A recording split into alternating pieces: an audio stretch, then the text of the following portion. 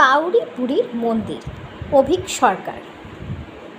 ছবিটায় কিন্তু আমরা দেখতে পাচ্ছি একটি মন্দির আর একটি কাকের ছবি। তাহলে কি কাউরি বুড়ির সঙ্গে কাকের সম্পর্ক? বইটা কি বলছে চলো দেখি।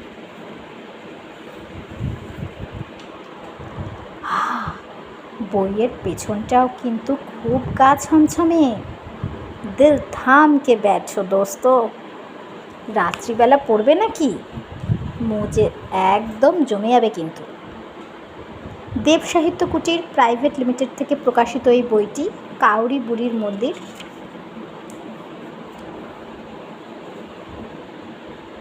দাম হচ্ছে মাত্র 250 টাকা। হ্যাঁ বন্ধুরা, কাউরি বুড়ির মন্দিরের দাম হলো 250 টাকা, তাহলে খুব বেশি দাম নয়। এটা আমার হাতে যেটি আছে সেটি এটার 4র্থ সংস্করণ, যেটা বেরিয়েছিল 2021 নভেম্বর মাসে। চলো একটু ভূমিকা নেওয়া যাক।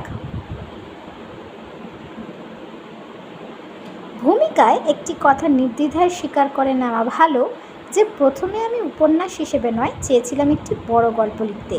2019 অক্টোবর নাগাদ এক প্রসন্ন প্রভাতে দেব সাহিত্য কুটিরের কর্ণধার রূপাদি আমাকে ফোন করে বললেন পৌষ সংখ্যার জন্য একটি বড় গল্প লিখে দিতে হবে। গরিবের কপালে এসব সৌভাগ্য কালে ভদ্রে জোটে। আমিও কৃতজ্ঞ থরথর চিত্তে তৎক্ষণাৎ ঘাড় সায় দিয়ে ফেললুম। তাহলে তোমরা বুঝতেই পারছো লেখক কোন পরিপ্রেক্ষিতে বা কোন সময়ে এই গল্পটি লিখেছিলেন। কিন্তু পরে সেটা উপন্যাস হিসাবে প্রকাশ পায়, অফকোর্স পাঠকদের জন্যে। নিবিড় ও গহীন অরণ্যের মধ্যে এক গাঢ় নিস্তব্ধ রাত। চারিদিক ছেয়ে আছে আদিম বনজ নৈশব্দে। কোথাও কোনো শব্দ নেই, প্রাণের কোনো সাড়া নেই। সময় এখানে মৃত, জীবন এখানে স্তব্ধ। প্রথমেই লেখক কিন্তু বিরাট চমক দিয়ে দিয়েছে। একদম গা ছমছমে একটি পরিবেশ, রাত্রিবেলার পরিবেশ, ঘন জঙ্গল, পাতা খসখস, বেশ ভৌতিক একটি আবহাওয়া। মানে আবহাওয়া তৈরি করতে অভীক সরকারের কিন্তু জুড়ি মেলা ভার, এই কথাটা কিন্তু মানতেই হচ্ছে।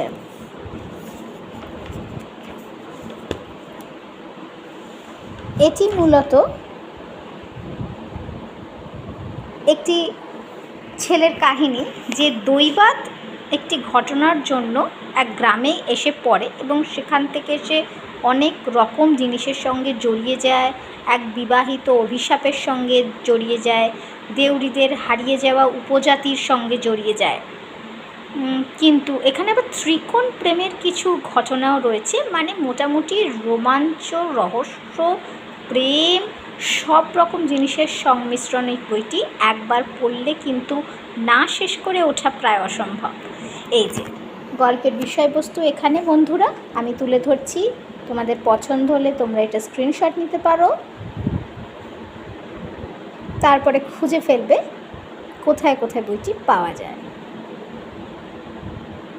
শখের আয়ুর্বেদ চিকিৎসক ভবতারণ চট্টোপাধ্যায়ের হাতে দৈবাত এসে পড়ল একটি প্রাচীন পুঁথি। সেই পুঁথিতে খোঁজ পাওয়া গেল এক আশ্চর্য ভেষজ পুষ্পের, যা নাকি মানুষের যৌন কামনা বাড়িয়ে তুলতে পারে বহুগুণ। এটুকু পড়ে এইটুকু বুঝতে পারছি যে এটি প্রাপ্ত বয়স্কদের জন্য। ছোটরা অতটা হয়তো এটা পড়তে পারবে না বা পড়া উচিত না। তো তোমরা যদি প্রাপ্তবয়স্ক হয়ে থাকে তাহলে অবশ্যই সংগ্রহ করো।